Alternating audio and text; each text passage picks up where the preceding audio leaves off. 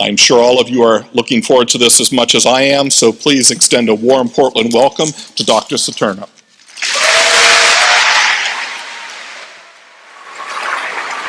Thank you.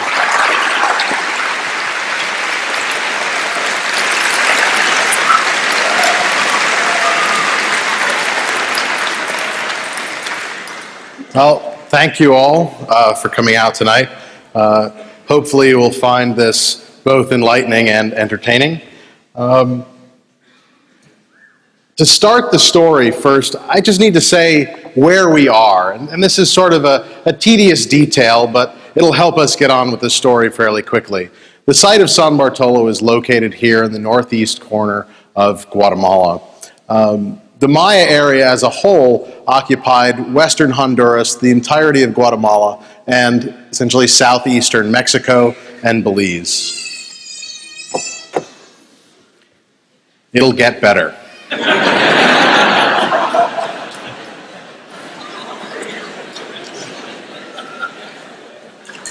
Now, this is the view of that same area, the area of research, but this is the view from space. And I know in the introduction when someone says he's an archaeologist at Harvard's Peabody Museum, at the University of New Hampshire, and at NASA's Marshall Space Flight Center, a lot of people are wondering, that's sort of an odd thing to do. Why do archaeologists work at NASA? And hopefully it will make a little more sense as this talk goes on.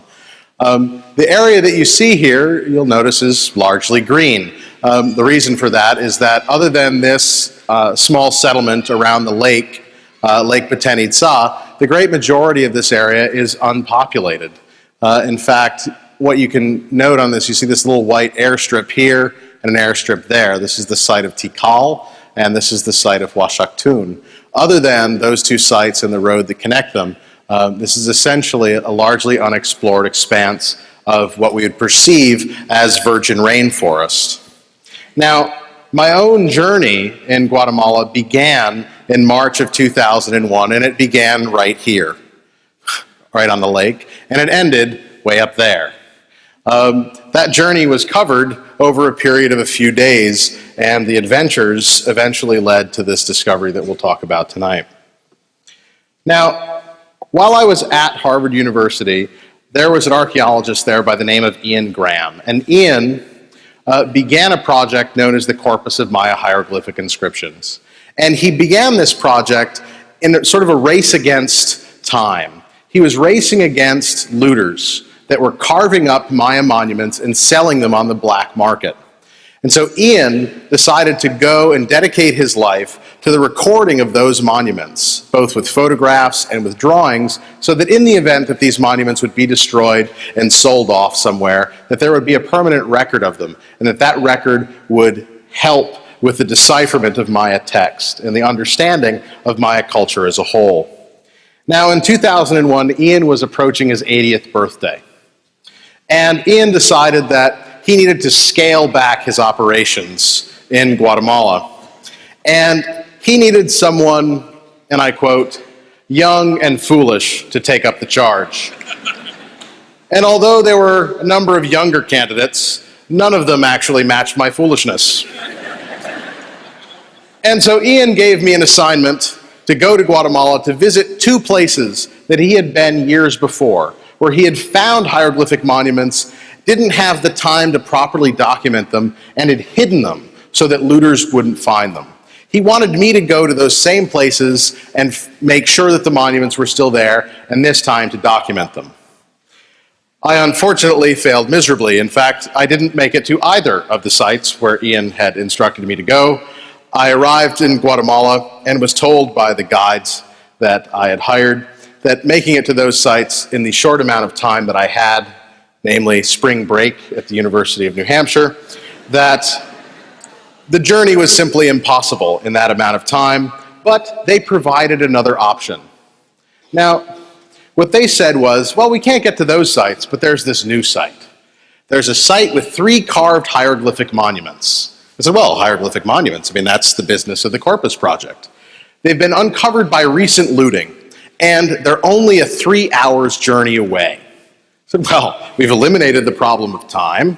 It's still within the mission of the Corpus. Certainly Ian will be disappointed that I didn't get to those other sites, but at least I will have accomplished something. So we set out the next morning for what I probably should have understood was to be similar to Gilligan's 3-hour tour. Now, this is the road to SanBartolo. In fact, it's the best part of the road to SanBartolo. I probably should have known something was up when we began this journey. It was supposed to be a 2-hour car ride, followed by a 6-kilometer walk. Now, we began the journey at this road, and the sign pointing down this road said, Schultun, 40 kilometers. Camino en mal estado, road in bad shape. The sign itself was actually broken in two, with the arrow pointing straight at the ground.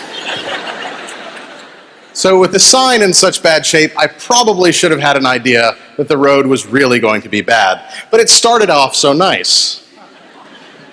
It wasn't long, however, until we came upon a tree that had fallen across the road. Now, as you'll notice in this picture, we were armed with a couple of machetes and a chain. Now, a chain is far less useful than a chainsaw. I probably don't have to say that in the Pacific Northwest, but I point it out anyway. Loggers had actually knocked this tree down and intended to haul it out at a later time. They had also been doing this illegally, so they laid it across the road so that no one could make it further into the jungle. We were not dissuaded, and after we were completely unable to move this tree with that chain, and the three of us and 2 vehicles, we had to cut a new path around the tree. Now, after all, once we had accomplished that, which took an hour or so, we thought, well, now the path is clear. We have a very short distance to drive, 6-kilometer walk. I'll document those monuments. We'll be on our way. I mean, what are the chances, really, of finding another tree fallen in the forest? What are the chances that 18 await? Well, now I can tell you pretty good. In fact, 18 would have been a really good bet at the time. And we, in fact, spent 12.5 hours cutting a new path. Now, because this was only going to be a 3-hour tour, we only brought supplies for 1 day. We brought some boxed lunches and some water, and we consumed that in our 12 hours. But now it's night, and we're only 6 kilometers away from this site. Now, how does one find themselves in the middle of the forest, dying of thirst? Well, you need to be committed to bad decisions. You have to make a bad decision, and then you have to follow it up with a series of worse decisions. And you have to stay the course.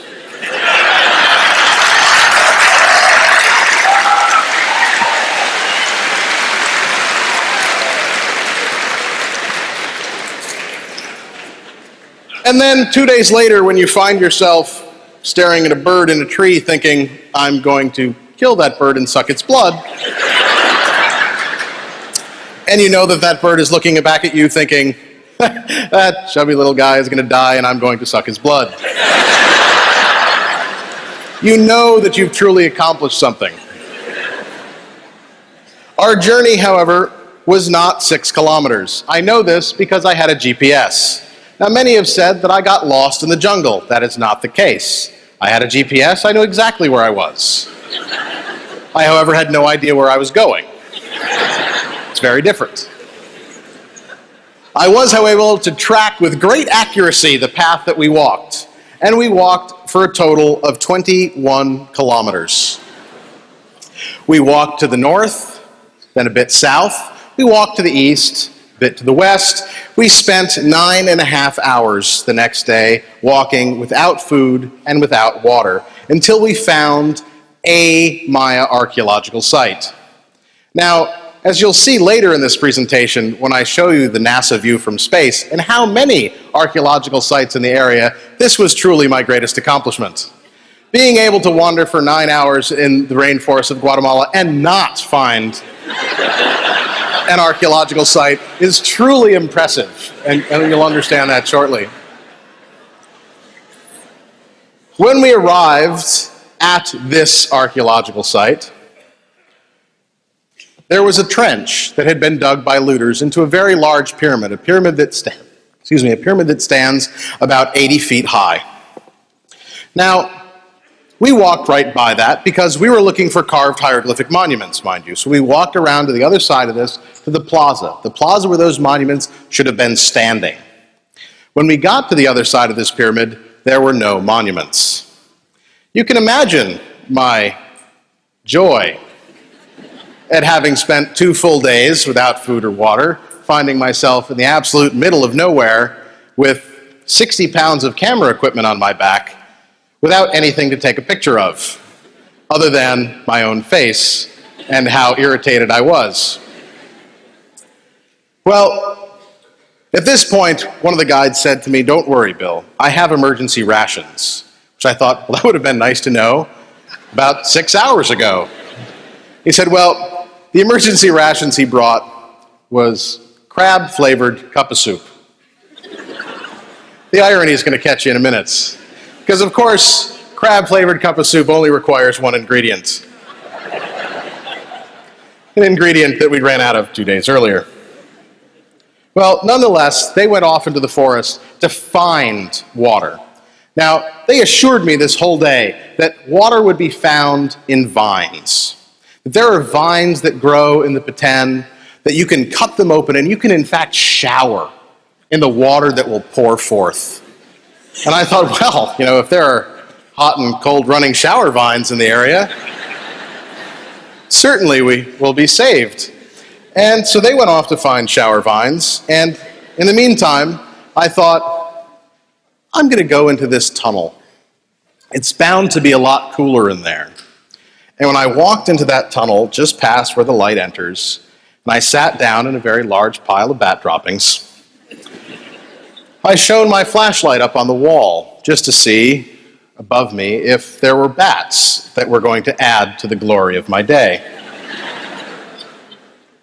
When I did that, this is what I saw. Now, to put this in perspective, the last time a Maya mural in this condition was found was 1946. It was found by Giles Healy at the site of Bonampak. And that mural dates to 798 AD. This mural was painted at 100 BC, nearly 900 years before the murals at Bonampak. Now, certainly it was clear to me that I had made the discovery of a lifetime. Unfortunately, I thought my life was going to be very short. Suffice it to say that we did make it out alive. They did find vines, although I don't think anyone could shower in them. They didn't actually produce water, but more this rubbery white resin, which makes quite a lovely crab soup. The next day, we walked out the same path we walked in, meticulously following the GPS, and we eventually made it back to our vehicles and back to civilization, and for me, to a hospital. What followed were 4 years of excavations. Excavations that often had me in tight corners in an effort to uncover this mural. Now, the looters had uncovered that portion that I showed an image of, but that was a very small fragment of what the Maya had in fact painted there. The looters had uncovered about 80 centimeters of what we now know to be more than 15 meters long. So over the next 4 years, painstaking excavation revealed the entirety of this wondrous work of pre-classic Maya art. The story that this tells goes beyond simply the artistic worth of the piece.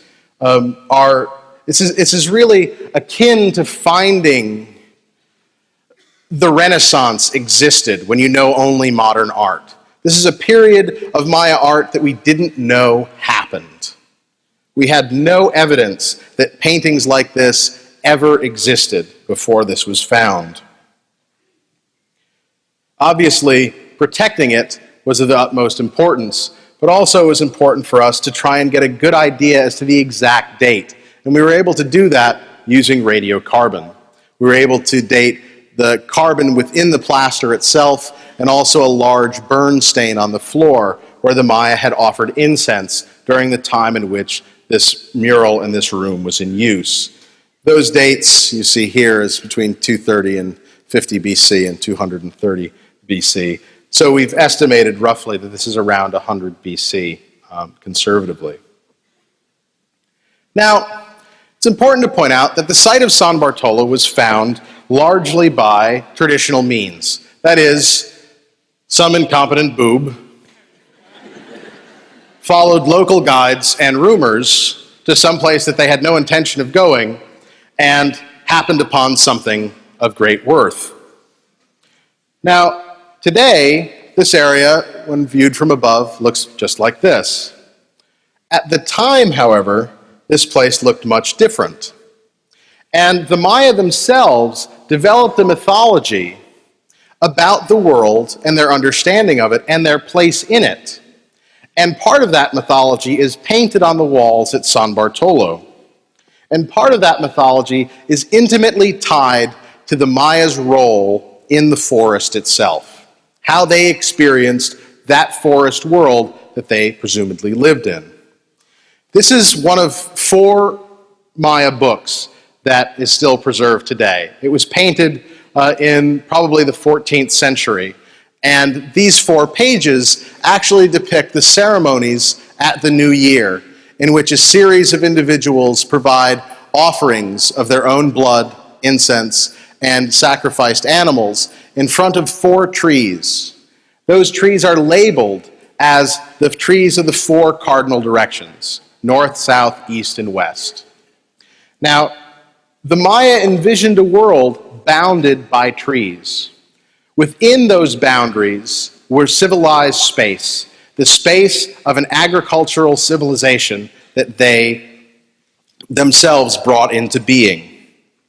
They believed that the gods had began that journey. The gods had set out the pattern that they existed in. They had set out this 4-sided world with 4 corners and center. We see other representations of this 4-sided world. This image is from a tomb in Guatemala, which was painted around 400 AD. That tomb labels 4 birds. The birds that we know from the mythology inhabit those trees. And these are not normal birds. These are monstrous birds, a symbol of the wilderness that lies at the very boundary of civilization. And here on the 4 walls of this tomb, they are labeled as the Starlord bird, the darkness lord bird, the moon lord bird, the sun lord bird, and they're given the 4 cardinal directions. The very same thing is found in a cache under one of the carved hieroglyphic monuments that I never found, this one at Tikal, in which those same birds are listed. One of the 4 objects was missing, and so we have only the sun, the moon, and darkness, but are missing the Star-Lord bird. At SanBartolo, what we're looking at is much like a book, a Maya screenfold book that has in fact been unfolded and painted on the wall. So as we read down the wall, we see each chapter in this epic story of creation. And what we begin with is we begin with one of these 4 trees.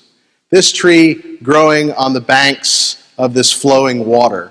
You can see the talons and the tail feathers of that monstrous bird that lives in its branches. We have this protagonist, clearly a male protagonist, providing a sacrifice of blood, the very blood of creation, and offering that blood and also the sacrifice of a fish as he stands in this flowing water. And in a very real sense, we're able to follow this narrative and turn the page to the next chapter in this story of creation, in which we see the second tree. In this case, we have a much better preserved version of this bird, with his wings spread wide, its talons, its tail feathers. We see this young deity now standing firmly on the ground, providing the same blood offering, but in this case, standing on land and offering not a fish, but offering a deer that is bent backwards over this tripod altar. You can see its hooves. Its belly is split open, and stones have been piled in, and smoke and its own life force sort of rise up as an offering to this monstrous bird. And again, we're able to simply turn the page, and we see our third scene. In this instance, we can see the wing of that bird, his beak, and some of the foliage from the tree. The Maya actually destroyed this portion of the wall where the rest of that tree would be. But we see our protagonist once again, this young lord, this time not standing on the ground and not standing in a field of water, but in fact floating just above the ground level. He has birds tied to a little hunting basket on his back, and he does the same blood offering, this time in the company of a turkey, those same stones piled up, the smoke rising up above it. In this instance, we actually have a hieroglyphic text that accompanies this individual. The others likely had those texts as well, but one of the things that we find is there's little pecking marks all the way around this, as though when the Maya decommissioned this room, they were removing the texts as well, sort of decommissioning that story, that history. Now, although the texts from this time period, some of the earliest Maya texts ever found, are very difficult to read, David Stewart, the epigrapher at the University of Texas, was able to read this as Ahau Equinique, Lord Starman. Now, he also has the star symbol in his headdress, the same glyph there and there. And it's likely that he is just like the Lord Star bird, or Starlord bird, is a symbol of the cardinal direction that this sacrifice is taking place at. And again, we're able to simply turn the page. And at this point, we reach the center of the room. And in the very center of this room, we see, again, our monstrous bird. This time his talons even more pronounced. And he wears the symbols of day and darkness in his spread wings. In front of him stands that young lord once again, making the same blood offering, but this time he adds no sacrifice of an animal. Instead, we see him standing only in a field of flowers, this yellow field with flower blossoms and the scent rising up from them. Now, interestingly, this is painted in around 100 BC. And if we look at that Dresden Codex, they're in fact the same sacrifices that are being offered. We see blood being offered, and that blood being accompanied by a fish, a deer, a turkey, and incense. Okay, in this case, the scent of flowers. Now, in a real sense, you can see that the mural here was actually damaged a bit by smoke. And that's from the offering of incense that the Maya actually placed at the foot of the mural during the time that this room was in use. In fact, offering incense below the scene where our God creates that fourth cardinal direction by offering his blood and the scent of flowers. Now, I've spoken of these four directions, but for the Maya, there were actually five, because that fifth direction was actually more important than the other four. That fifth direction was the world center. And the mural shows the establishment of that tree as well. But this time, our protagonist is not that young lord. Our protagonist is, in fact, the god of corn. We can tell by the shape of his head, he has this little corn silk that hangs down in front of his face. His eye, his nose, this particular lip and fang, this supernatural face of corn. We see him setting up the world center. And at that center, we see a bird inhabiting the tree, but it's not that monstrous bird anymore. This is just a normal bird. We're no longer beyond the realm of civilization. We're in fact centered at civilization. Now, this is an artist's reconstruction of what a Maya city looked like This is actually the site of El Mirador at around 100 BC. And you can see that the artist represents this image much as the Maya represent themselves. That is, with this center, this civilized artificial center, which is based on agricultural productivity and the power of kings, surrounded by forest. Now, if we look at a Maya city today from space, like the site of Tikal, we can see that in both of these images, it's a fairly similar idea that's being represented. So that we have, when tourists go to see these sites, they experience these sites in much the way we think the Maya thought of themselves. So that they go to this deforested center surrounded by natural forests. This also shows you the incredible leap in resolution between Landsat, which is 15 meters a pixel, and Iconos, which is 1. This is actually the exact same spot on the globe. Now, one of the nice things about brilliant scientists is that they often come to the aid of buffoons. And that was the case with NASA and myself. And that because I had nearly died in my initial journey to SanBartolo, scientists at NASA that were working in Guatemala on other things provided me with satellite imagery in the hope that on my next journey I wouldn't kill myself. When they did that, they thought, well, and on this image, see the white areas are clouds, the black areas are the shadows from those clouds.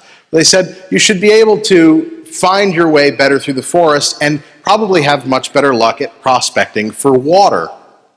And so they sent me this image, and as soon as I sent it down, I noted that SanBartolo, which I knew from my GPS points, was right here, looked a little bit different than the rest of the area. In fact, the trees growing in SanBartolo seemed to me a slightly different color.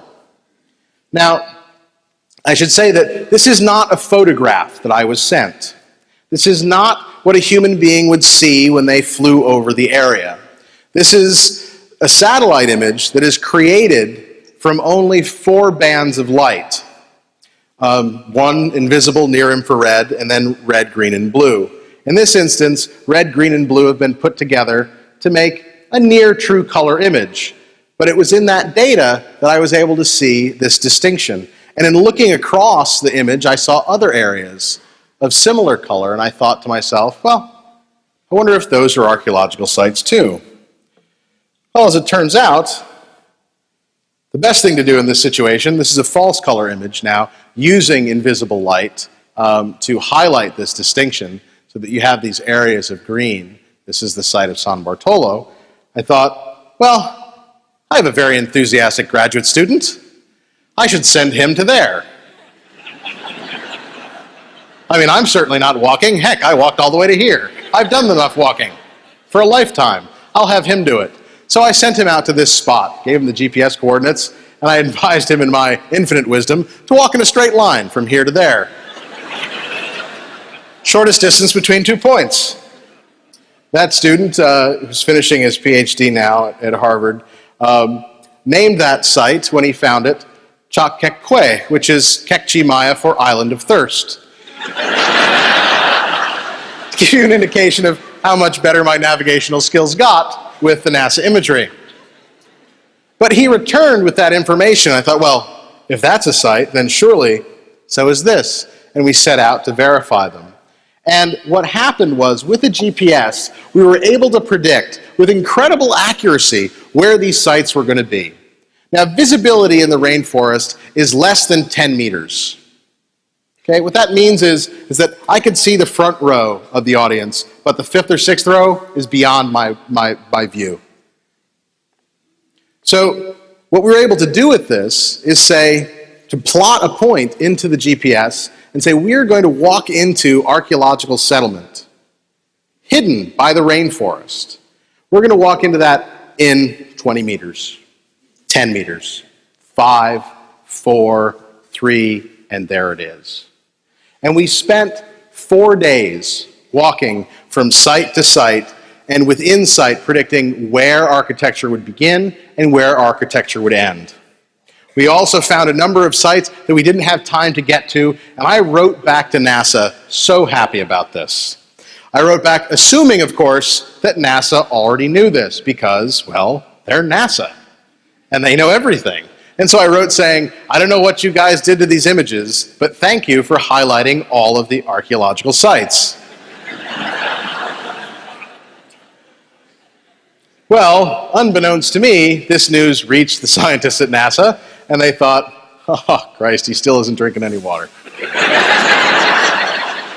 All this time, Bill has gone completely nuts. But I went down to Marshall Space Flight Center, and I made a presentation of all of the data we had collected, and they were certainly convinced by that data. And they decided to come down to verify these things with us. Now, I should say that when you involve NASA in a project, the technology that you have at your disposal is uncanny. When you need 3D visualizations, you got them. When you need high-tech jungle transportation, you got it. What you don't see here is this mule actually has a low jack on it. We can track that baby from 30 miles above the earth. Now, when Tom Seaver and Dan Irwin from Marshall Space Flight Center came down, they actually brought with them a NASA film crew because NASA was so impressed with this, they thought, oh, well, we should film it while you do this. And so we set out to these various places with the film crew to verify the existence of these sites, essentially counting on this still working.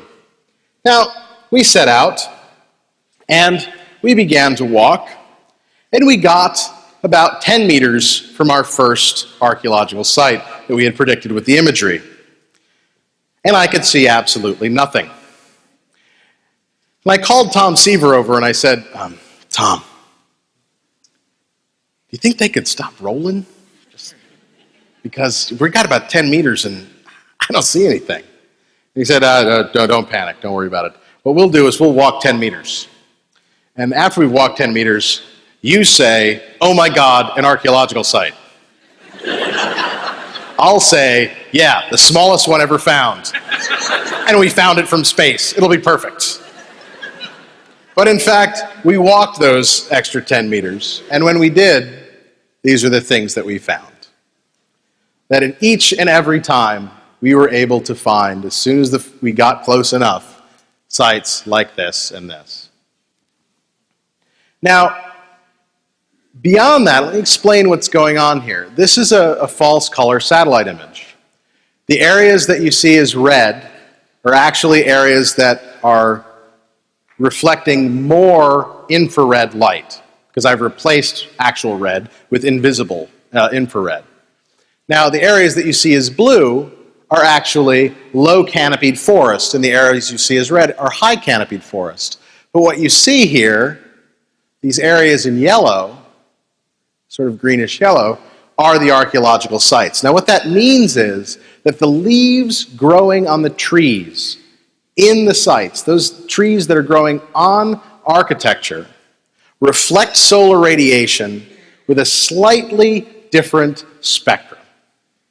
And that spectrum is perceptible to the sensors on these satellites, though it is imperceptible to the human eye.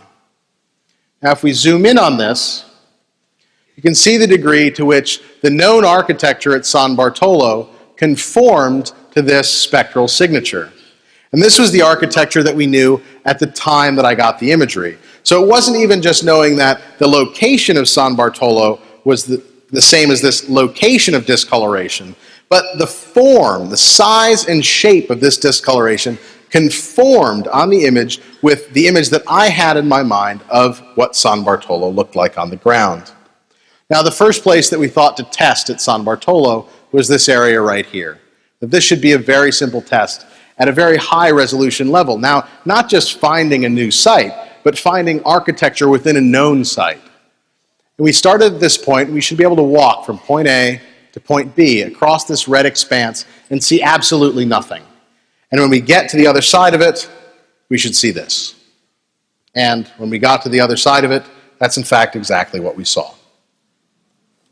And when Mónica Pellicer, Guatemalan archaeologist from the University of San Carlos, began her excavations there, she uncovered beneath that small pyramid what is likely the earliest Maya royal tomb ever found. Interestingly enough, we saw it first from space. Now, also interestingly, that site, that structure, is only about 100, 150, maybe 200 meters away from architecture that we knew. But again, we had been working at SanBartolo for 3 years before we found this, and we found it from space before we found it on the ground. Now, another graduate student, who will go nameless, had gone out to explore this area in our first year of investigations at SanBartolo before we were using satellite imagery, and had reported back that there were no architectural remains on that side of the site. Now, once we saw this signature in the vegetation, we thought, well, this is very good for us. This is a false positive.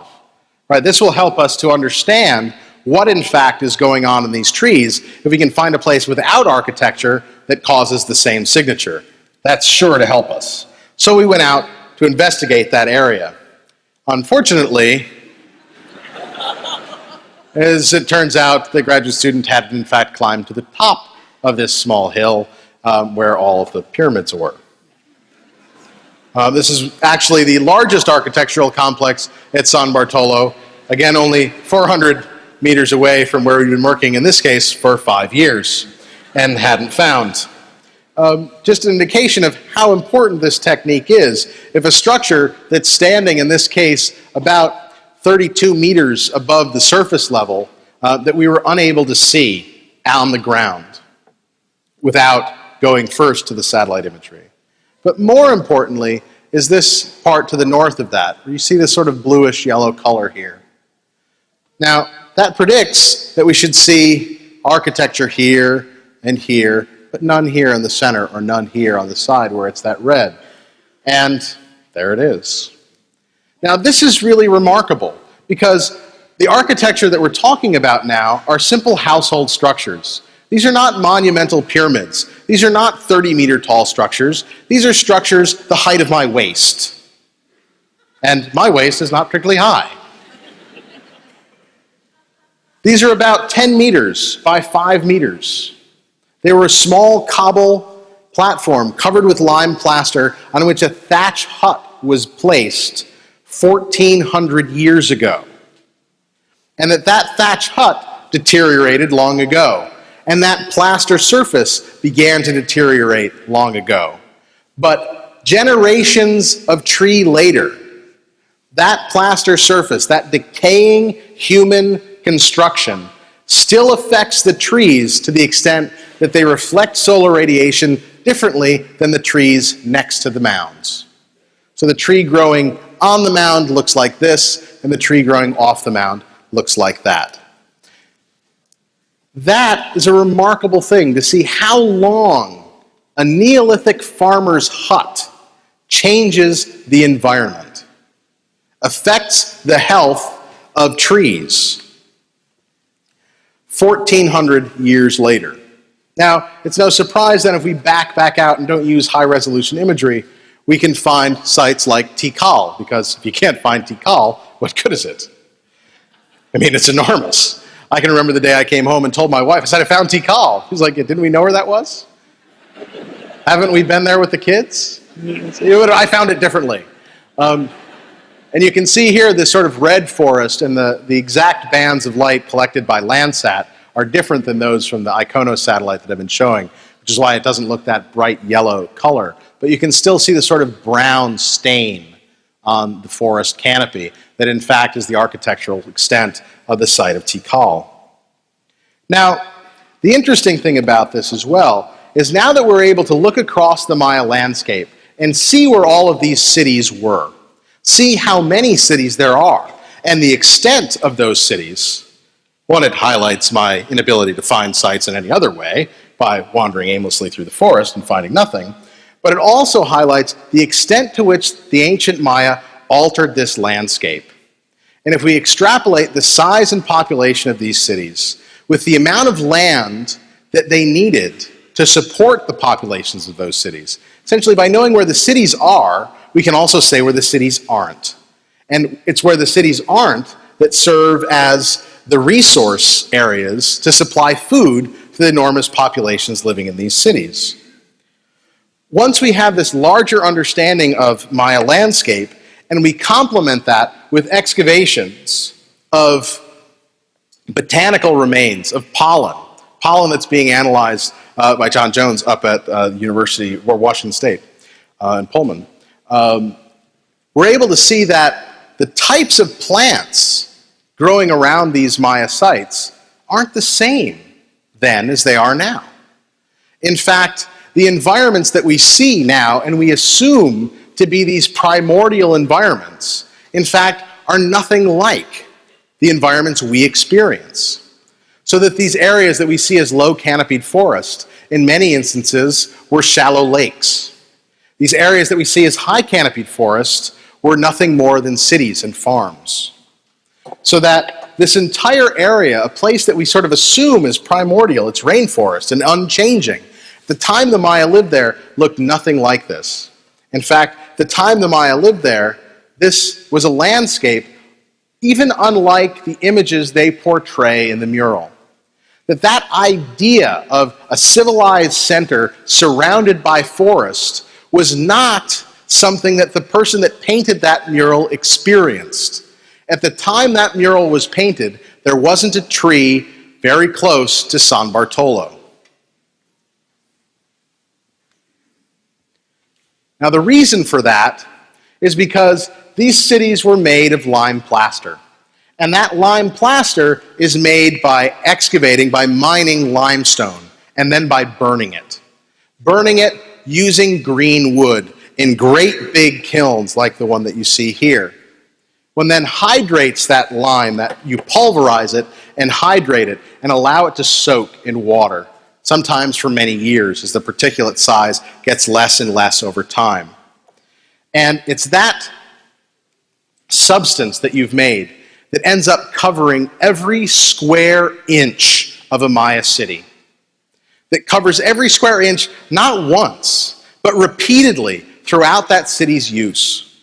These cities were being paved over and over and over again with lime plaster.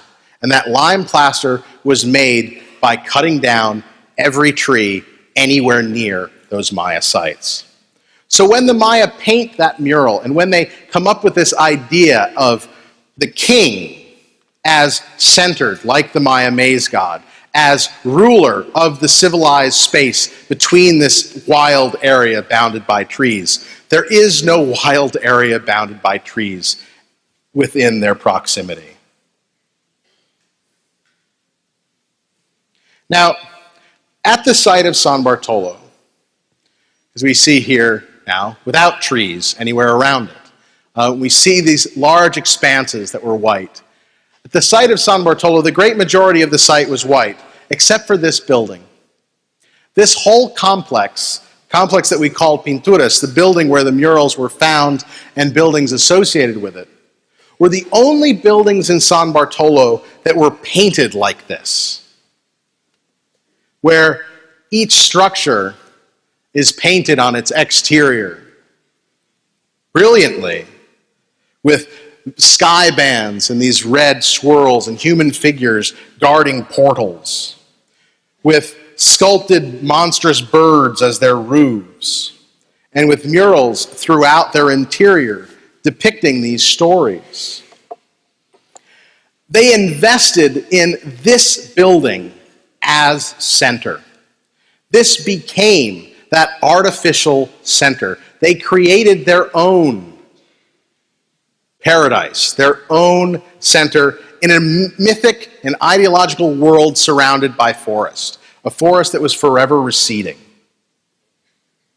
They tied that center to the king, to the role of a divine individual that took the place of various deities on earth. Most importantly, he takes the place of the Maize God, this central deity, this deity that embodies not only civilization, but the agricultural cycle at its foundation. And painted on the walls at SanBartolo, we see this cycle of corn painted before us. Now this came as this sort of great boon to the project iconographer Carl Taube, who has dedicated his entire career to studying the Maize God. And here we have him as a small baby in his birth, being held in the arms of another deity, again in this flowing black water, being lifted out of the water as in his birth. We see him next, actually within the earth itself. We see him here inside of a turtle, one of the many ways the Maya represent the earth. Here's his head, his little beak. Here's two of its feet. Now inside that turtle sit two deities, the god of rain, Chak, and the god of standing water. And between those two deities, we see the Maize God. In this case, dancing. He's doing this great little number. And he's playing a turtle shell drum.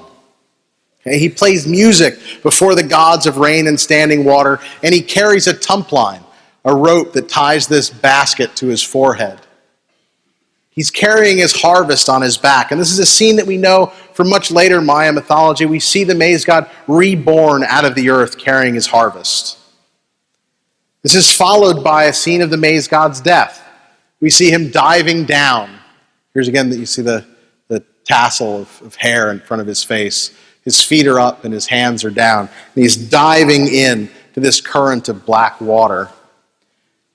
The Maya phrase for death is ochha. It means to enter the water. And so we see him born of water and entering the water. We see him born and dying, and we see his resurrection with the harvest in the middle of this room.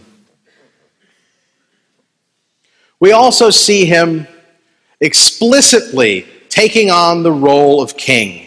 We see him seated upon a wooden scaffold, sitting on top of a jaguar pelt. We see him, here are his knees, wearing very fashionable jaguar skin pants. Terry wouldn't let me wear mine, but next time. And he's being crowned with this jewel which is actually the head of that bird, that monstrous bird, with a tree growing out of it. You can see the little leaf coming out here. And the person crowning him as king is him. He crowns himself. You can see the hair cascading in front of his face, his eye, the nose, the lip. He's still wearing the same jaguar pants. He's wearing the exact same costume. We see him setting up the world center and crowning himself king in a very Napoleon-like way. Right? Who else is qualified to crown the Maize God king but himself? Our wall ends with another coronation, with a similar scene in which an attendant crowns this individual seated upon his wooden scaffold, the jaguar sacrificed behind him.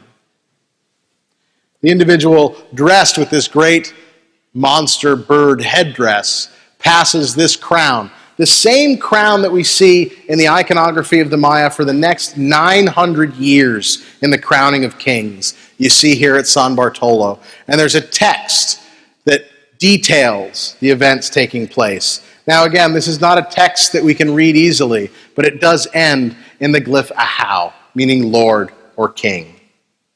And so we see, for the first time, this explicit representation of the four corners of the world established. The creation of earth, the creation of civilized space by the Maize God.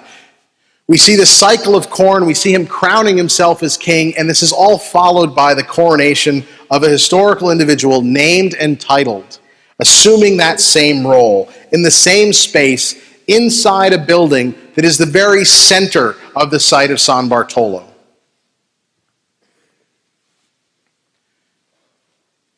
Now this is artist's reconstruction of how that building was painted at the time. But interestingly, I want to point to this small structure here. That what we're looking at is the Maya like to build one building on top of another. And as you dig farther into this structure, we get farther back in time. So that when here we're at 100 BC, back, and accompanying that, we see again hieroglyphic text. This time, the earliest Maya text ever found. The only glyph of which we can read is here, the glyph for Ahau, for Lord or King. Well, this raises the question I've asked, well, how long does this go back? How far back in time do we have to go before we can discuss the period in which the Maya myth holds true? That these kings are at the world center, and that world center is still surrounded by forest. At 100 BC, it isn't. At 400 BC, it doesn't look like it is either. At 700 BC is really our first evidence of the forests being cleared around SanBartolo. So we have to go even farther back in time to be able to understand how the Maya created this space and how they interacted in this space,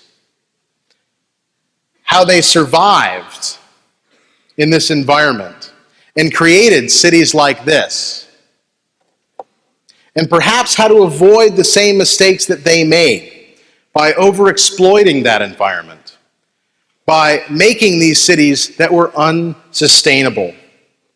We tend to think of native civilization as being in tune with the forest around them. In Mesoamerica, that was not the case. The Maya destroyed that environment by creating these cities, by creating the artificial, the human, the civilized. And they paid the price for that when they overextended their reach and the cities were no longer able to be sustained, and those people left those cities abandoned. Now, the period we're talking about is still the pre-classic. We're talking about the cities like El Mirador and SanBartolo being abandoned at 100 AD. Still 200 years before the sort of birth of the classic period, these cities are being abandoned and are returning to the forest. The Maya move out of those cities and create still new cities that become those great centers of the classic period. They pull back from the edge of complete collapse. They're unable to do that 800 years later in 900 AD, when all of the great Maya cities fall to similar shortages and environmental degradation. Now, many ask and wonder and say, well, the Maya, they seem so smart.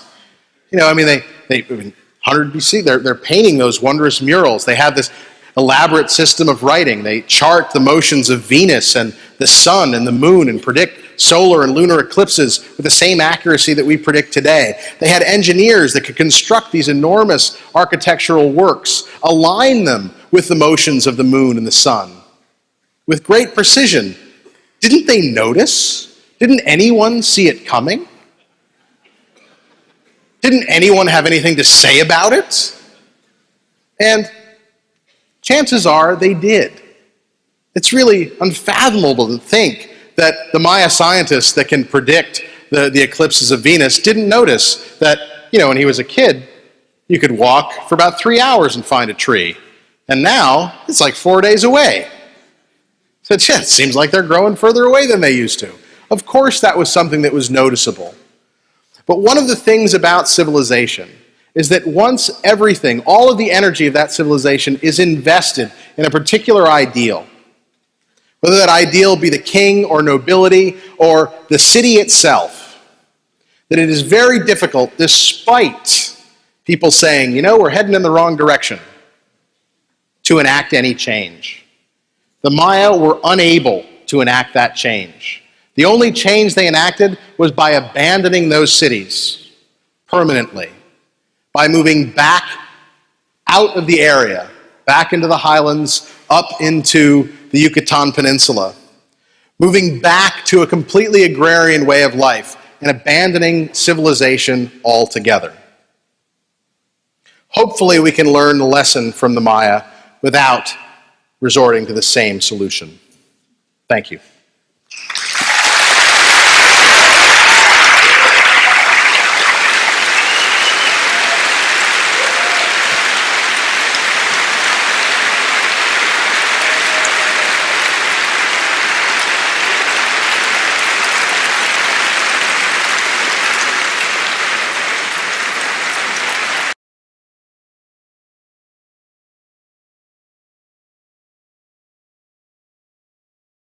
Great. I noticed that the Mesoamerican people don't have a lot of facial hair, but I'm very nervous, sorry, but I did notice that they had these red goatees on their faces. It looks like it's a fake goatee. What's the meaning of that? Yeah, it's very similar to the same. It's the same sort of idea that you see in Egypt. I mean, in a society in which facial hair is fairly rare, the meaning of having facial hair, it indicates wisdom, age, power. And so you see those patron deities of kings wearing that false beard. One of the things that's really neat is in the, see if I can go to it quickly, that in the second scene, this one right here, not only does the guy have a fake beard, but if you could zoom in real close, he actually has real stubble under it. So you see the little lines. Like, I have a real beard. I'm just wearing this one. You know, but in real life, I've got one too. But that's the reason. It shows that age and wisdom. Why is it red, though? Why is it red? I can't say. I have no idea why it was painted red. Thank you so much. No worries. Yes, a question down here. If I understood you correctly, the painting of the trees, or the trees of the cardinal directions, does not represent the physical reality that they would have been experiencing. Would you be comfortable then making the conclusion that they're essentially thinking symbolically, not literally, in their art, in their mythology? Certainly. I mean, this isn't representing a reality, but it is representing an ideal. And ideally, those are the trees that grow at the four corners of the world that hold up the sky. And ideally, they show the boundaries of civilization. They're also associated with colors. Right? East is associated with red, west with black, north with white, and yellow with south. And so there's certainly a conception of the whole of the universe and how it works, and that conception is in place long before these paintings were ever done. So at the time they're painting them, it is a completely figurative representation. So at least in this particular instance, the ideal and the real are two different things. That's correct. Thanks. And they use the ideal also to show the sort of idea of time past as this mythic time. Right? They set the events that take place as being events dissimilar to one's real experience. Yes, over to this one. Did you say they decommissioned the mural? Yeah, essentially what the Maya did was they filled in the room. They built another structure over the top of it, so that the room was only in use for about maybe 30, 40 years. And after that time, they knocked down 2 of the 4 walls of the room and filled the entire room with rubble, and then built another pyramid over the top of it. So in a very real sense, they decommissioned it. And some parts they actually went at with axes ceremonially, so that they destroy specific parts of the mural, like they peck around texts, and they actually open the shell of that turtle, right, where the Maize God comes out. Yeah, they went at it with an axe. You can see the axe marks all there. Do you know why they did that? Well, I mean, the Maya build one building on top of another for a number of reasons. One, it can be seen as pure economy. If you want to build a 15-meter tall building and you got a 10-meter tall building, the best way to do it is put it on top, right, rather than build it next door. The other issue is the reason that building is there is because that's a sacred spot, right? That's the world center. So if that's the center, you don't want to build next to center. You want to build on the center. So it has the effect of both being economical and preserving that sacred location. Also, if you're the king, you get to look out onto the horizon and see your stuff. Maybe the stuff of your father, but none of that older guy stuff. It's all yours. So it really shows your accomplishment. So it serves all of those purposes. And it combines to mean that sometimes we get to find remarkably preserved Maya architecture and art deeply buried underneath later phases of construction. Can I ask one quick thing? Yeah. Can you talk about the connection, if any, between the pyramids in Egypt and pyramids in The question is, what are the connections between pyramids in Egypt, pyramids of the Maya? I mean, they serve similar purposes. Sometimes they're used for burial. The Maya use pyramids as artificial mountains, right? They create mountains which are part of their sacred landscape, part of this idealized model of the world, right? You access the sky and the deities from mountains. You access the underworld from caves. They build a mountain with a cave mouth at the top of it in the middle of their city, so that they can occupy the space that we live in at the same time being able to enter the underworld and the above world. Now, why the Egyptians build them and the Maya build them? Building tall buildings, the easiest way to do it is wide at the bottom, narrow at the top. Right? It's not like they're in communication about that. And the actual architecture is completely different. Maya pyramids are rubble. They're essentially an enormous pile of garbage with really nice stones as a veneer around the outside, whereas Egyptian pyramids are actually architectural stone from the very center out. Thanks. You're welcome. Up top. The Tolmec civilization in Veracruz predated and apparently from your program overlapped with the pre-classic Mayans. What has archaeology revealed about the relationship between the Tolmecs and the Mayans? Are there any of their glyphs or images similar, and is there an evolution, and was there interconnection between them? Okay. Well, first of all, the very first Olmec writing was found, well, it was actually reported in Science about maybe 4 weeks ago. It looks nothing like this writing, but it actually predates this writing in Mesoamerica. It's from around 900 BC. Now, other than that, the Maya were certainly conscious of the Olmec. Now, the Olmec occupy Veracruz and build cities like San Lorenzo and La Venta, starting at around 1300 BC up to around 400 BC. So there is some overlap between, say 700, 800 BC and 400 BC. The Maya and the Olmec are coexisting in different geographical areas. Now, that said, the Maya, after the fall of the Olmec, once the Olmec no longer exist, certainly make use of Olmec iconography. They co-opt aspects of Olmec iconography into their own, showing themselves as the rightful heirs of what was Olmec. The Maize God himself has an Olmec face. Right? They show the Maize God as this ancient civilized deity, okay, whose history predates their own, right, going back into that mythic time. Now, one of the convenient things is they can do that because the Olmec aren't there. Now, this happens all the time in Mesoamerica. Specifically, the Teotihuacan sort of claims itself as the heir to the pre-classic Maya. Well, then the classic Maya claim to be the heir of Teotihuacan once that falls. And then the Toltecs are the heirs of the Maya, and the Maya are the heirs of the Toltecs, and the Aztecs are the heirs of the Toltecs. Whoever falls, the next guys in the block say, oh, we're the rightful heirs of them, because they're no longer there. The one place that doesn't happen in Mesoamerica is in Oaxaca with the Zapotecs, because the Zapotecs are always there. They're there from 1200 BC until the time the Spanish get there. So no one ever says, I'm the rightful heir of all things Zapotec, because, well, frankly, the Zapotecs would kick their butts. Bill, let me ask you a couple. Yeah.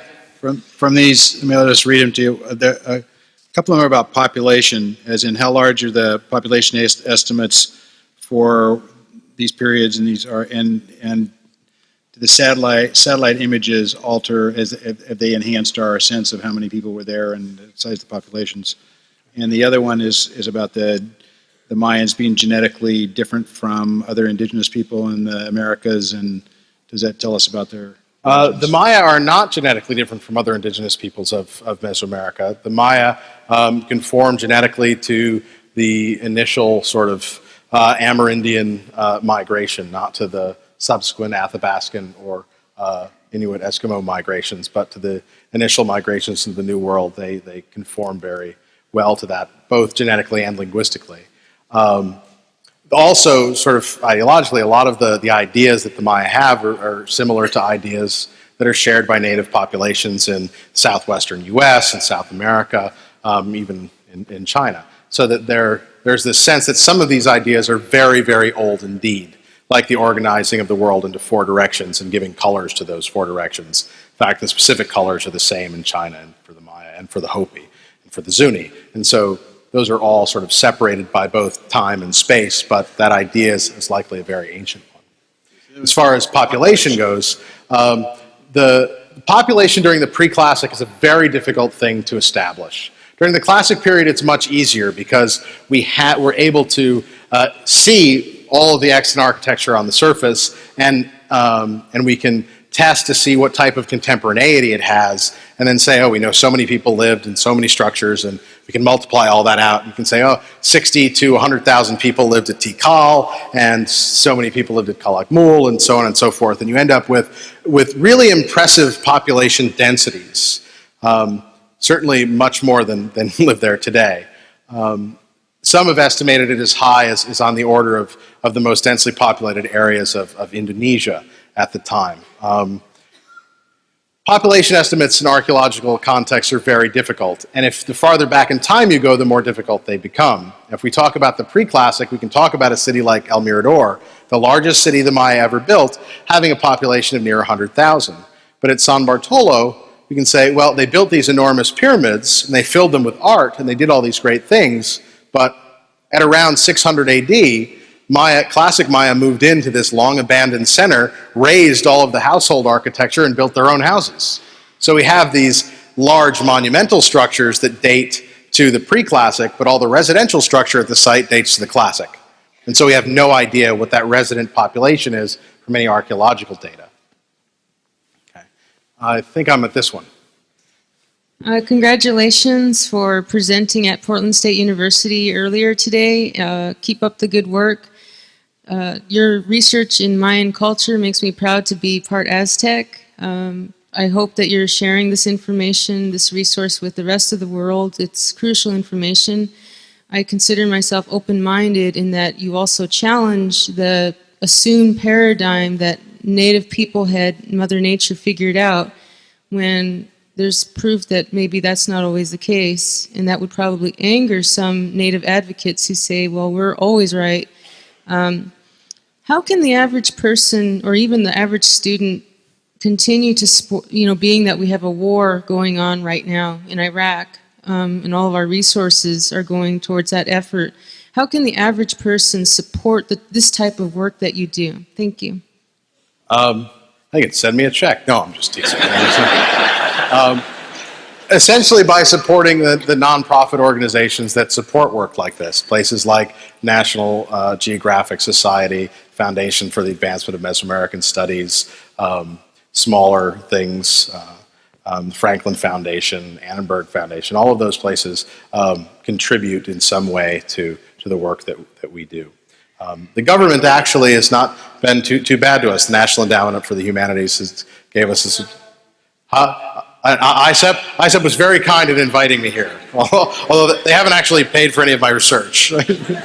But they can certainly support them, and they'll bring people like me here to town to tell you about it. So, next. Up top this time.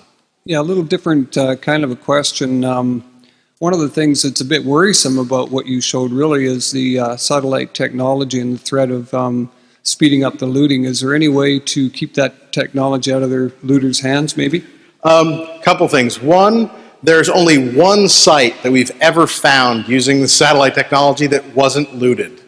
So the looters already know where these are. They've had time to be out there. Also, it's not as simple as I've portrayed it. It's not like a looter is going to go spend the $5,000 for an Iconos image that's 10 kilometers by 10 kilometers, download that data, put it onto a computer using image processing software, know how to process those images, which really just comes down as a series of numbers from 1 to 256 for each pixel, and organize that into an image that they'll then interpret, run some algorithms on, highlight those differences between bands, and then go out and find them. They're just going to walk out and do it. And they've clearly already done that because we've never found one that they haven't found. So we're not real concerned about it. But if it were simpler than that, it certainly would be something to be concerned about. What this enables us to do is it helps us catch up. Okay, we don't have the time and the resources to cover every square inch of rainforest in Guatemala. We know that because we've been doing research in Guatemala for more than 100 years, and in the 2 months that we did this research, we found 15 new sites that hadn't ever been found before. So, it's one of those things that this helps us for the first time. This technology gets us on par with the looters. Sad as that may sound. Thank you. Yes. How much of the surrounding countryside was required to support the township, the towns or the cities that like SanBartolo? Yeah. At the height of Maya civilization, all of it. That's the sad truth of it, is that how much of the countryside was required? Every square inch. That by 900 AD, there was likely not a single square inch of earth that had not been turned over by the Maya.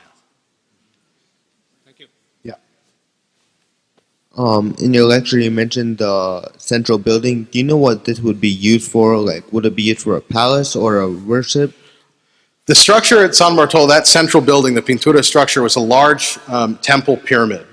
And the mural room is actually on the back side of the pyramid, and it's sort of a preparatory room in which the kings, individuals, ceremonial specialists would prepare for the events that would take place on the front side of that pyramid. At the top of that pyramid was another temple, a temple that was actually painted and was destroyed in antiquity. So far, in digging about 1 meter by 1 meter, we found 10,000 fragments of mural from that building that are actually much finer painted. They're more finely painted. It's really pretty ridiculous. So essentially, they would prepare these buildings in the back. There were stairways on the back side of the pyramid that could lead them up to the upper platform, and they could appear in the front of the building before the masses. Okay, thanks. And also, you mentioned that there were a lot, birds were symbolic representations. Do you know why? Well, the birds that they choose are these raptorial birds. I mean, these sort of eagles, right, which are symbolic of both the sun and also of many deities. And this symbolic eagle, which we also sometimes call the principal bird deity for the Maya, is used by kings in their headdresses. They wear this bird and his emblems throughout Maya history. And so he's this sort of wild symbol, but also the symbol of this divine power that kings conquer. Thank you. Yeah. Okay. Up top? Is there Is there a specific structure pattern that is used to build the Mayan structures? You mean, is there other than nesting them, that pattern changes through time. During the pre-classic, the most common pattern of structure is what's called a triadic group, which has one large pyramid and two small ones on the sides. During the classic period, they sort of move away from the triadic group and build larger plaza groups. They want them to be sealed on all four sides. Does that answer your question? No, not really. I mean, okay. Like the pattern that would be used, like when they're putting all those pieces together, is there like a pattern that they would use over and over and over again? In the actual buildings? Yes. Yeah, I mean, they use a specific construction method that reutilizes the same old materials through time. And so when they take down a wall of the one building and they fill in that space, they use those same stones to build up on top of it. And the pattern that they use is by making this large mound of rubble. Okay, it's a fairly unconsolidated mound of stone and earth and mortar, and then they tenon in cut stones to the exterior of that. And that's the pattern of architecture that the Maya build walls with, build pyramids with, build palaces with throughout time. Can I build on this? I wanted to build on that question because you and I had discussed over the last couple of days. If any of you have been watching this series on Engineering and Empire. Yeah, Engineering and Empire on the was it History Channel? History Channel. History Channel recently. Anyway, they had. I was noticing in that the Egyptians have these vaulted if you want to build a big room, how do you do that without, the roof falling in? So they do these vaulted things that have the angles. Anyway, so the Egyptians did this a lot, and this is before the arch, before somebody discovers or uses the arch. And Bill was mentioning that apparently, you followed the same. The Maya are big fans of this corbelled vault, of having these slanted sided roofs that are interior space, a slanted ceiling that rises up with a capstone on the top of it, but not using a keystone arch. And one of the interesting things that came out is they thought, well, they just never invented the keystone arch. But actually, excavations at the site of Mural revealed the keystone arch at about 400 BC. They never liked the keystone arch. They certainly knew how to do it, but they never did it again after that. So it's just the style that they chose. One of the things is that I like the engineering part, is the engineering, the angle of the roof is set so that the same as the width of the wall. And basically what you're doing is distributing the the pressure on the wall, and in other words, so that it wasn't just like, let's pick an angle. It was they picked the angle they picked was not by accident. It was the proper engineering angle to pick. So there's obviously a lot of sophistication going on. Can I ask one other one from the archer? Sure. So there are a couple of questions on essentially the geology, the limestone, and the minerals that were involved in the pigments that they picked out, and what was natural that the colors. The pigments are all mineral pigments. The reds are iron oxides, hematite specifically. The yellows are also a different iron oxide. Excuse me. The black is carbon black. The pinks are combinations of a white, which we haven't finished analyzing yet, and the red. So there are a number of pigments that we haven't gotten to analyze yet. They're oranges and these sort of grayish blues and greens that we still don't know what they're made of. We can see pretty clearly that they're mineral in origin, but what mineral that is, we don't yet know. As far as the geology of the area, the entirety of the area is a limestone shelf, and included in that limestone are often these inclusions of chert, which is like a flint-like material which they make stone tools out of. Other than that, stone tools are imported down from the highlands where you have volcanic deposits of obsidian and things like that, and also where a lot of the ores and minerals come from, or from up in the highlands. They're widely traded throughout the area. You were mentioning, too, the depth of what surprised me is the depth of the soil in relation to the limestone. It's a very shallow limestone. soil. The natural soil depth on top of the limestone can be as thin as 20, 30 centimeters. It's certainly an environment that they had to manipulate greatly in order to support the intense populations that lived there. Okay, cool. So do one more of each. I think then we're good. Cool. Can you hear me? Yeah. Okay. My question is, many civilizations, when creating monuments, use this sort of plaster, and I don't know if it's limestone, but many different kinds of plaster. And I'm wondering if it's the specific tree, the specific kind of tree that you can tell from the electromagnetic waves, or can you tell with other trees, like with needles and such? And could this become a huge global impact on how we study archaeology? Well, essentially, that's an excellent question. And one of the things that we're doing now is that we know that this works in Guatemala in this particular environment, and we've begun a collaboration. I actually leave in, I think, maybe 2 weeks. November 2nd, I go to Australia to begin a collaboration with the people that are working in Southeast Asia around Angkor Wat to try and identify architecture there using likely a different spectral signature but the same premise. We've also begun doing research in Brazil in which we've been able to identify numerous archaeological sites from the spectral signature associated with them, which is, again, not a limestone environment and not making plasters, but it's human activity that's still changing that forest reflexance generations later. Okay, well, thank you, and leave some stuff for me. Oh, no worries. There's plenty. There's plenty of stuff. Yeah, last question. I had a question about how you were looking at some of the text and you were saying, like, in certain cases only a certain glyph could be interpreted. What basis are you drawing from in order to be able to interpret these ancient glyphs? Essentially, from the period of about 300 AD on, we're essentially literate in Maya text, that we can read it, much the way we would read any text. Now, those symbols that remain constant, so that we see the same symbol in these texts as we see in the earliest texts that we can read more fully, and we say, okay, well, there it is. And we see it in an iconographic context in which it makes sense that it would be talking about a king.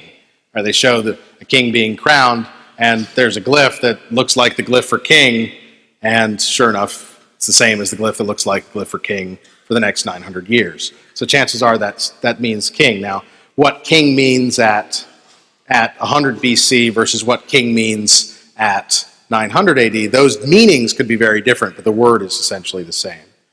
Does that answer your question? Yeah, one other. Are you drawing on any other external evidence to interpret those, or is it only Mayan?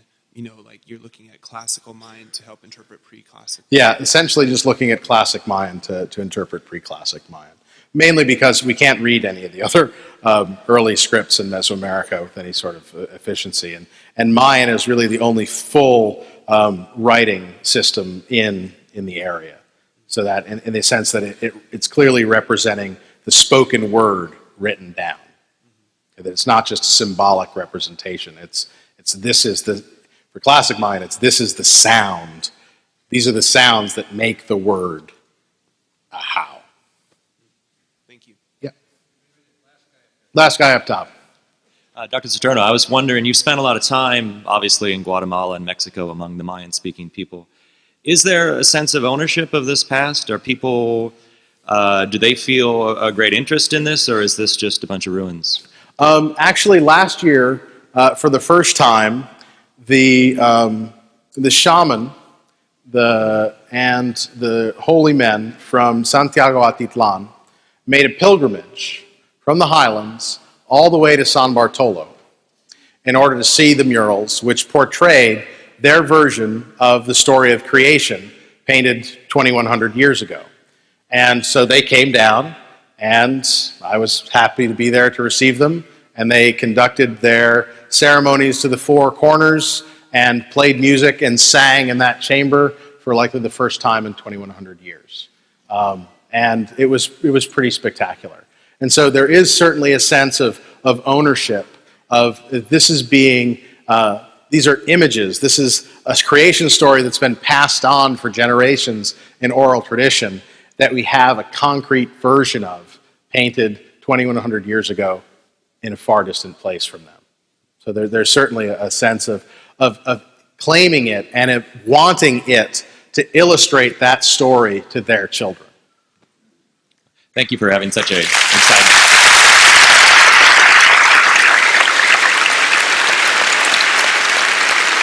myself.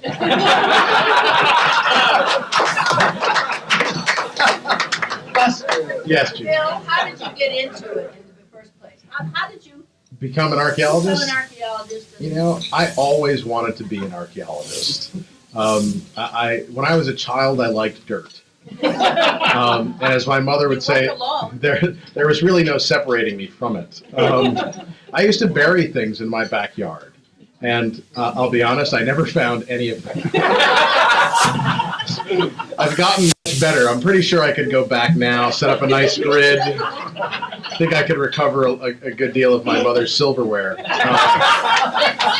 But that's what I wanted to be. And you know, where that interest came from, it just probably from National Geographic, from things like that. And the amazing thing is that when I can remember the first time I was asked in kindergarten what I wanted to be. I think in kindergarten I actually wanted to be a Baluchitherium, which is an extinct mammal. But that wasn't going to pan out, and it went from there quickly to paleontology, interest in dinosaurs, to archaeology, interest in cultures. And I can remember saying that to teachers and them saying, well, don't you think you should be a fireman like everyone else? And not really, I didn't want to be a fireman. But by the time I was in high school, I was in math and science. I did calculus and physics, beginning in the ninth grade, and so I was supposed to be a physicist. And if you're good in math and science, that's what you do. And archaeology is certainly not the place for you. And I can remember once I made the switch, when I told the folks at the table that I sort of decided to abandon the myth of physics, which was this idea that I'd spend my life in a solid state lab, and to chase the myth of archaeology, which was at that time to be Indiana Jones. That, you know, when I decided to do that, it met a great deal of resistance, both from my father, who was a theoretical chemist, and from the folks that I knew from my high school, even though I was in college at the time. My high school guidance counselor at a reunion said, you know, unequivocally that I was an idiot for making that choice. And it wasn't until much later that I thought, you know, I wasn't berating your career choice. I mean, you're a high school guidance counselor. I mean, why do you have the power to say that archaeology is somehow an irrational decision on my part? But it really wasn't until college that it was clear to me that there were archaeologists, right? That it wasn't just some myth, and that there wasn't just Indiana Jones, that there were actually people that did this, and why couldn't I be one of them? And they didn't have to escape walls going down big They didn't. It's much easier, and you know, there are far fewer whips. But if you have water. Yeah, if you have water. But yeah, and so I went to field school in Arizona. And at the time I did that, I will say that my father decided that paying for me to be an archaeologist was not something he was willing to do. And so I went to Arizona to go to field school, and then I promptly dropped out of school and went to the University of Arizona on my own dime. Do you know Don Johansson? Yeah. Yeah, I know him too. Yeah. No, that's New Mexico. That's nice. But yeah, so I mean, it was something that I wanted to do, and it took me until halfway through college to realize it was something that could in fact be done. And does your father accept you now? He was fine with it. Actually, when I got a National Science Foundation graduate fellowship to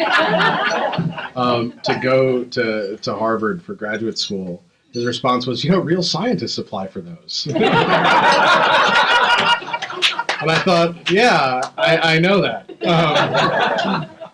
He's fine with it now. The first time he ever came down to Honduras and saw me actually running an excavation, it was clear that this is what I was supposed to be doing.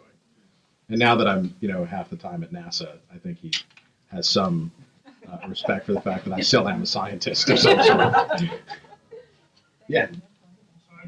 You know, it's different on different days, to be honest. I mean, there are days in which, you know, I'm in that tunnel and in front of that mural, and there are eureka moments, you know, when you sort of have an understanding of how a Maya experienced this room.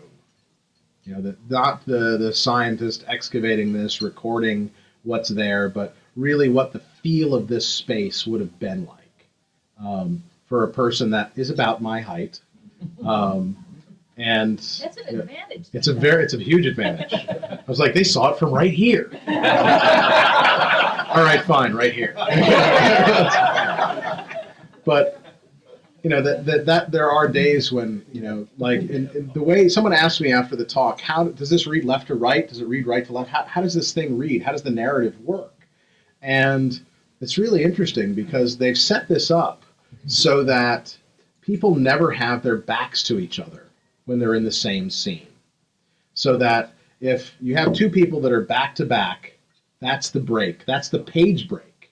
And so that you really can look at this like a book and see the page breaks and the gutters in the scenes. That's how it was intended to be. And there are only two exceptions in the entire mural where people back to back are in the same scene. And what they do is they actually turn the person, they're back to back, but they turn their head around or they reach their hand out and touch that person so that, you know, yeah, my back is to him because, you know, the symmetry of the scene requires it, but he's really part of this scene, so don't count him out, kind of thing. And so there are moments like that when there's sort of an understanding of the internal logic of it. That, you know, does it read left to right? They ask me, it sort of reads from the center out. You know, because a person walks into that room along the center line. Right? There's 3 doorways on the east side of the building. The sun rises straight into this room. And the person follows the path of the sun directly into this room and walks in on the center line. And on the very center line of this room, not only is there this big stain on the floor where they're burning incense, but there's a date, right? 3 eek, right? Which is just this sort of positional date that is for the beginning of time. And it's a date that occurs throughout my historical texts. And there's a text associated with that. But to the one side of that, you have this establishment of the 4 trees, right? That whole section. And to the other side of that, you have the Maize God, establishing the 5th tree, crowning himself king, his whole life cycle. That whole thing extends down so that if you get to the center and you go this way, you get the 4 trees at the 4 corners. If you get to the center and go this way, you get the history of the Maize God. And so the story really can go in either direction, and all the stories are related, but you don't have to have them in any particular order.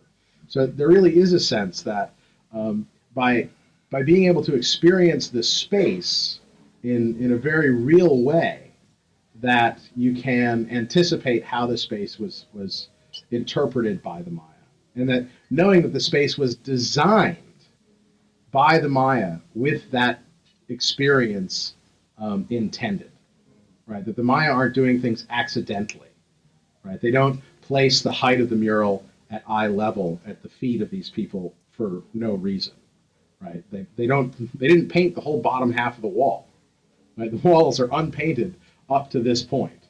From this point, the wall juts out. There's a band, a sky band, it's telling you that all the action is taking place in the sky, and your nose is at the sky, and everything else takes place above you. Right? So I mean that's done intentionally. Right? So knowing that does help you get into the mindset of the Maya. But understanding the intentionality of it is really vital. You know, the Maya didn't do things accidentally in terms of their architecture. Their architecture and their artwork is the result of a design that was meaningful to them. Now that said, there are details in the mural that I'm never going to understand. Right? Each of the 4 birds has a 2-headed snake in his mouth. Okay? And that's possibly related to the whole symbolism of the eagle and the snake that goes throughout Mesoamerica. I'm sure that there's folks in Mexico that are like, oh, it's in Guatemala and it's at 100 BC. That's not good news. This is inherently an Aztec symbol, but it's not. It's a Mesoamerican symbol as a whole. But not to steal national symbols or anything, but the second of these birds, the 2-headed snake hanging in his mouth, one of the heads is cut off, and it floats next to it. Blood pours out of the neck from both sides. I have no idea why that is. Yeah, but certainly to the person that painted it, like as part of the myth, the snake in the mouth of the bird in the second tree has one of its heads cut off, and that's part of the detail of the story that for them had meaning and for me has none, because there's no other reference to it in the body of Maya iconography. It's about establishing those relationships by examining the entire body of work. Yeah. Well, one of the things is that in the Maya area, there's always more than one city. So that when your particular city may be experiencing a downturn, there's construction going on somewhere else. And so that what you see is you do see the sort of wholesale abandonment of cities, in which you see no architecture, no large-scale architecture being built. You see no houses being built. You see no pottery at all being broken on the site. So it's a real indication that people are not living there. You in fact see the plaster surfaces of these buildings begin to decay, and insects move into them. So, and plants begin to grow on them and deteriorate them. And then people return to that site, to SanBartolo, after about 500 years. People return to SanBartolo after about 500 years, probably after that environment has renewed itself to a certain degree. And they build residential structures there. And they bury over some of these deteriorating structures. And they conduct ceremonies on the surfaces of these enormous buildings. Right? They burn ash. Right? They collect ash, they burn things, and they ash the corners of these pyramids. And above this ash layer you find pottery from around 700 AD, and below the ash layer you find pottery from 100 AD and before. And there's actually a student at the University of Kansas writing her dissertation on that process of reoccupation at SanBartolo. In general terms, that sort of thing is happening all over the place. And it happens from 700 BC on, in which environments are continually being exploited and exhausted, and people are moving on to different environments, learning lessons, and moving into different niches, and doing things slightly differently, right? Using resources in a slightly different way. Nonetheless, the populations continue to grow, and the amount of space available continues to shrink. Okay, so that in the classic period, this sort of manifests itself in the eternal warfare between cities. And this is warfare that's structured as ideological warfare, but has likely a material basis to it. Right? And it's about claiming primacy in these areas. And eventually, there aren't any areas left to occupy, and the idea of the city itself fails. And people move out en masse. And many of them likely die of disease and starvation. But even after that, even after the fall of the classic period, in the Yucatan Peninsula, in the highlands of Guatemala, new Maya cities are built. They're not erecting stone monuments with texts glorifying kings on them, but they're still building monumental structures. It's again lessons learned and systems changed.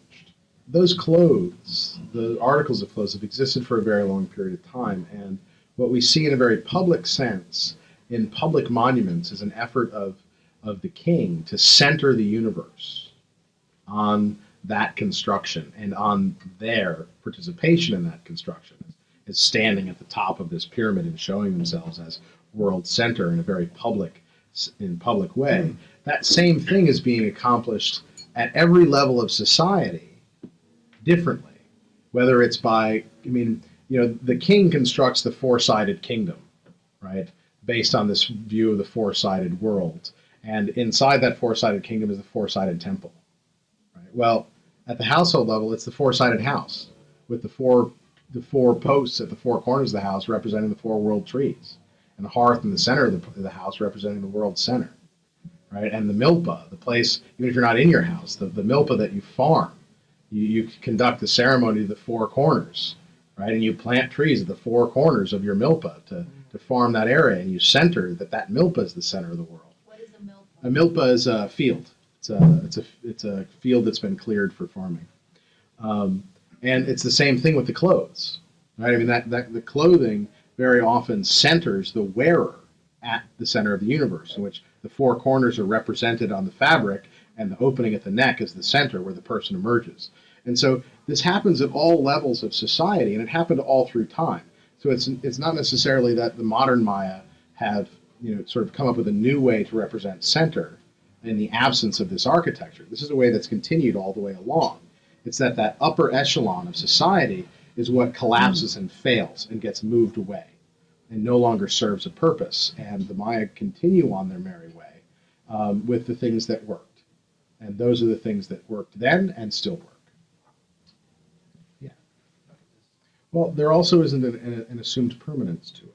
Can you kind of repeat The question is, there seem to be errors in it, that there are drops of paint, that there are mistakes that are made in the painting. I'm sorry. That there are, can't hear me any better over there either. That there are mistakes made on this, and what do you make of that? That this is being commissioned by the king, but if you look at a Botticelli, there are no mistakes, there are no errors. I mean, essentially, this is intended. Part of it is that's likely not vital, right? I mean, that's part of our aesthetic, that this needs to be perfect. I mean, this is no less that young lord if there's a red spot dripping down his nose than if it's not there. It's the simple act of commissioning this work is what's impressive. I mean, it's also, one can say that it's clear that this is not the first work that this person ever painted, right? Despite the brush strokes, despite drops that go from one thing to another. Yeah, I'm not disparaging the work. No, it's very different. No, it certainly is. But it's likely different because of a different sense of what's important. I mean, the way that it's painted too, it's important to know that this is done, that there's an outline that's drawn first. And then that outline is then the final black line has come over the top of that. And it's sort of this calligraphic flowing brushstrokes. Then those fields of color are added in. And oftentimes there's they use a border so that the solid fields of color don't extend all the way to the black line. And they leave that blank space between the solid color and the outline. And it, in a sense, gives a way of how light plays off of a rounded surface. Is there an example of that in that? On this guy? Yeah. No. Okay. Mostly, yeah, well, there is here. I mean, you can see this sort of, they leave these gaps. Y'all get that in the back? They leave these gaps. And then the fine detail is then painted over the top of those broad fields of color so that, you know, the sort of the beard itself or the fabrics that are being used, those things are added, those details are added last. Now that you pointed out, there are many of them throughout this painting. Many of them. Some of that could be time damage. I don't think so. I think they're brush strokes. Yeah. Yes. One of the things that I noted in your talk is it seemed like the iconography had a fair amount of consistency over a long period of time. Can you talk about the evolution of the iconography, and if it in fact was consistent, what does that say about a priest class or someone? Because I think about the Orthodox Church, and you know, over a long period of time they've been very consistent in their iconography. What does it say about the Maya? Well, it's a double-edged sword. The question being, there seems to be a great deal of consistency in the iconography over a long period of time. And that is true. There is a good deal of consistency. But one of the problems is where there's consistency is where we understand it best. Where there is inconsistency is where we understand it least. So as with the head of that second snake, I don't know what that means because I've never seen it anywhere before. But if that head of that second snake appeared 15 other times and it was accompanied 4 of those times with texts from 800 AD, I might have a better idea what was going on. So those things that remain consistent or relatively consistent over long periods of time, we can interpret and understand more accurately. That doesn't close the door on the fact that maybe it just looks the same and it's totally different. It's like with the Cro-Magnon, you know. I mean, how long a period of time are you looking at animals from side view? Right. It's 20,000 years. Yeah, I mean, and certainly some of these ideas of, like the universe is organized as, 4 corners, and the sun rises in the east, and the east is red, and the sun sets in the west, and the west is black. And the south is yellow and the north is white. The fact that the Chinese have that same exact organization that the Maya do and that the Hopi do doesn't mean that the Chinese and the Hopi and the Maya are getting together and saying, so how do you want to organize the world? It's a matter of the fact that when people come into this hemisphere, they don't come into this hemisphere with their minds empty. We're talking about 25,000 years ago, 30,000 years ago. Those are modern humans, and they come with very established ideas as to how the world is organized and where these things come from. And then those evolve separately in China and in the New World, but from the same root. Yeah. I just have a question, maybe out of order, but is there any relationship to what you're talking about as the Mormon religion? For some, I think there is. Not for me personally, but certainly I have received letters. I've received copies of the Book of Mormon, advising me of the fact that these weren't Maya, that they were Nephites, that they had recently defeated the Lamanites, and that the date of this shouldn't be a surprise. So there's certainly the possibility for other worldviews and ideologies to look at this artwork and find their own meaning in it. I can't deny that. I'm not Mormon. Yeah, no, even if you were, in the same way that someone can look at it and say, well, don't think it's on the north wall of this. It's like, well, there's the Maize God in the center, and there's three guys, walking up to him, and they're all carrying gifts. It's like, hello, do you see anything there? There's three foreign guys bringing gifts to the central deity who's just been resurrected. Anything? Putting a story together here? So that there's certainly I'll be honest, someone came to me in my office in the University of New Hampshire, and on the north wall there's an image of a bird's nest. And that bird's nest is, sort of bulbous. It looks sort of like an oripendulum nest, or a oriole nest, a weaver bird's nest. It's a hanging nest. He came to my office because he had evaluated the mathematics of that nest and informed me that it was some sort of representation of a black hole, and that the Maya had experienced this and determined this and then illustrated it on the painting, and didn't I think that was fascinating? And from his point of view, it was incredibly fascinating. So, one of the things about rich iconography is that it is open to interpretation. And an important thing is to determine how one evaluates between an accurate portrayal and an inaccurate portrayal. And the way to do that is based on this concept of consistency. And it's not just based on, well, Saturno says it's it's the Maize God and this young lord, and Carl Talbot says that, but this guy says it's a black hole.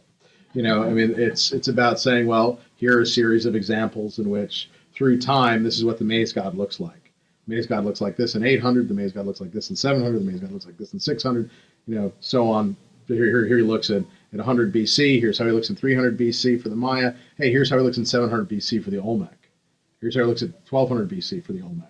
And you see this enormous progression in what things remain consistent, right? And it's that the eyes, that nose, that projecting lip, the mouth, that fang, that tassel of hair, the shape of his head.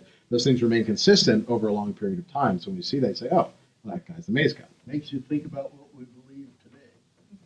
It does. One of the things that's neat about this is that this is essentially for the native Maya, when they came to see this was just mind-boggling for them. There are a couple of things that were mind-boggling. The first was that here was this sort of pictorial rendition of a story of creation that they had passed on orally for generations without ever having seen a picture of it. And here they saw a picture that resonated with them. It was telling the same story. The ones that came to visit. And actually in Guatemala City, I was giving a presentation at the Ministry of Culture about this. And I gave this presentation about the four corners and so on and so forth. And I had said, here you have this continuity from 100 BC till this Dresden Codex in 1400 AD. You're talking about 1,500 years of continuity. And the Guatemalan Minister of Culture, who's a native Mayan, stood up and said, actually, this is a wonderful talk. I just want to add one thing. It's not 1,500 years of continuity. It's 2,100 years. This is the story. This is the story that I tell to my children, and I'd like to have a copy of this so I can show them. And I said, sure, you go ahead. And after that talk, a group of native Maya had come to the talk to conduct a ceremony. They had no idea what I was going to talk about, but they conducted a ceremony to the four corners, in which they lit, fires for the four corners, and they conducted the ceremony to the four corners right after I had just given this talk on that symbolism in the mural. And that was they were just coming to give that ceremony. And so that for them, there really was this incredible continuity to this. And for them, it was like seeing, it would be the same thing as for a Christian going back and seeing a 2,000-year-old Bible, a 2,000-year-old New Testament, written, the day that Jesus is crucified. And by the way, today's the day Jesus is crucified. That'd be remarkable to see that painted from that time. And that's what this is like for the Maya. Yes. Yeah, that language that's represented by the hieroglyphs, Mm-hmm. Can you relate that to modern languages? Sure. It's related to modern Mayan. And so from that, you can probably do some reconstruction as to the way it was pronounced. Yeah, certainly. Yeah. It's sort of the language that's written in the classic period is a sort of lingua franca across the Maya area. It's called Proto-Cholon or Classical Cholon or Chol-Tian. But there are currently more than 30 Mayan languages spoken. And there are a number of words that are consistent across those languages. And those are very similar to the words that are represented in the written language. so that like the word how exists across all those languages. The word for it means Lord. The word for holy is kul or kuhul or kohol. I mean, it's different in different ones, but you can tell it's from the same root, and that's written in the Maya text as kuhul. So the classical root then would be, the classical Mayan would contain the roots of these various modern languages. Yeah, and that's how a lot of the decipherment is made. Related, rather like the way Latin relates to modern Romance. That's right. Exactly that same way. Or like Chinese characters relate to Japanese Yeah. and Cantonese. Yeah. Yes. Last question. What are the linguistic connections between Maya or the Mayan languages and some of the other languages in Central America and also north and south? Right. I mean, in general, Mayan is an Amerindian language, so it's related to the other Amerindian languages, but is distinct from the Nahua language family of the Aztecs, distinct from the Mixe-Soque languages of the Mixtec and central Veracruz regions. It's a language group, a family that's contained really in the area that we define as the Maya area is really the Mayan linguistic area, the modern Mayan linguistic area that corresponds to a large degree with what we consider architecturally and culturally Mayan in an ancient sense. There's one area along the northern Gulf Coast of Mexico and Veracruz, which is a Mayan-speaking area that is the most different from the rest of the Mayan languages. And it's spoken in a very circumscribed region in northern Veracruz, in an area that doesn't actually have other, sort of ancient Mayan artifacts. And it's unclear as to when they broke off. But linguists tend to recreate those things through glottochronologies and things like that. That's not my area of specialty. But there's certainly relationship between, there's more relationship culturally between all those different areas than there is linguistically, in the sense that the Aztec and the Maya are using the same calendar system, but the day names in Maya are not the day names in Aztec, although one rabbit is in Aztec is the same thing that in Maya, but it's a Maya word for rabbit as opposed to an Aztec word for rabbit. The calendar is very exact, isn't it? The calendar is precise, and a lot of folks. It's better than ours. It's the same. I mean, it's one of those things that folks sort of look at the Maya calendar and consider it this sort of obsessive thing. So that they had this 260-day ritual calendar, they had a 365-day solar calendar, and they had a long count, essentially the count of days. And I mean, do you really need 3 calendars? And then they had lunar calendars and Venus calendars. And isn't that a little bit obsessive? And the interesting thing is we keep track of time exactly the same way. We have a ritual calendar. For us, it's only 7 days. We have a solar calendar. It's 365 and a quarter. And we have a count of years.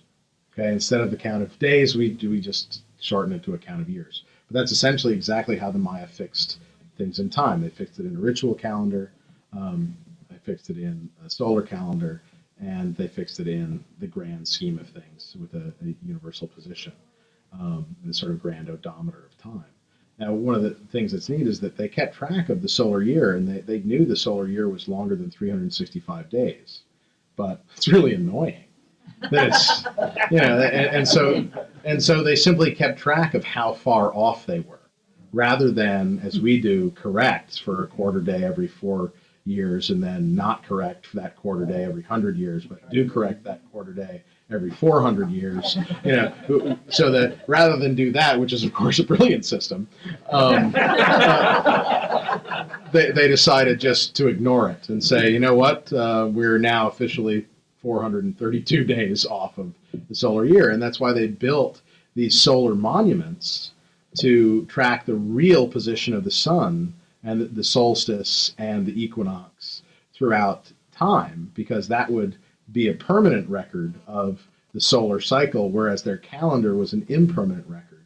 And the difference between the solar year in the pre-classic and the solar year 400 years later was dramatically different if in fact you were trying to predict when to plant.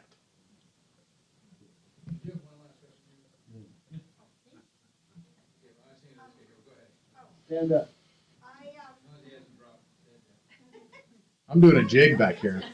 I'm doing a river dance right behind this podium. You have no idea. Keep going.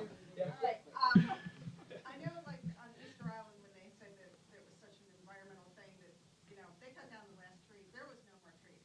Yeah, there weren't any boats. Like, would have been good to save one of those to get off the island. That would have been good. What was the limiting thing? I mean, was it distance to the next tree, or, I mean, why did, like, half the group move? I mean, why did they just... Well, population grows. There eventually is no place to move to, right? I mean, if you have a place like Tikal that's cutting down all the trees in a radius of Tikal, that's fine if everyone lives in Tikal, right? Then you can say half the population move halfway to where there are trees. Well, that's fine and good unless there's a city called Kalakmul that's, only 60 kilometers away, 70 kilometers away from Tikal, and they're deforesting the area around them. Well, and then there's another city that's 60 kilometers that way, and they're deforesting the area around them. And so all of these people are doing the exact same thing at these different cities. It's not like there's a space that isn't, if we think about how these arcs, these concentric circles all intersect, they're these very small triangle-like places where there's forest for about 25 minutes, until that too gets deforested. There really just isn't the area for them to use. And what happens is, this really impacts the agricultural system.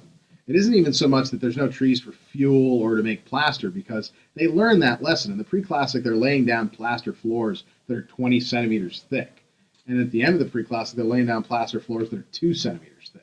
I mean, it's clear that they okay, we can't do that anymore. That's not going to work. But at the same time, that deforestation causes a lot of other problems. Namely, those areas that we think of as bajos, these low canopied forests, well, that's all clay right now. It's the most infertile area in the Maya lowlands. It's a horrible place. It seasonally floods with water. The only thing that can grow there right now are plants that can handle having absolutely no water at all for 4 months of the year and being completely submerged in water for the other months. I mean, there are not a lot of plants like that. And there certainly aren't any you can eat.